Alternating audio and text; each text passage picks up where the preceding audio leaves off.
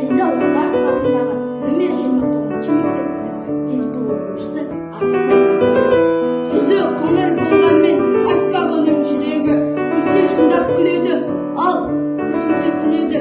Шындық пенен әділдік оның жалғыз тілегі, қиындықты көрсете мұқалмаған жігері, жұқалмаған білегі.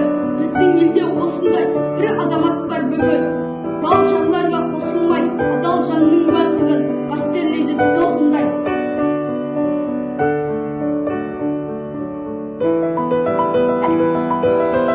Фариза Оңғарсова, анама.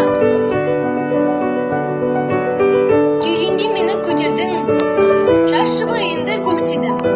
Мінекей мен де ер жеттім, еңбегің бекер кетпеді. Өмірде мынау ең жақын, аяулым сенсің анашым. Болмаса да зор даңқың, мен үшін сен данасың. Мейірім төккен нұрсың, тұрғандай сезім жанымда. Адам бол деушің жұлдызым, сақталды сөзім жадымда. Игі еңбекті болса, ау дер, көргендер жеміс ағашын.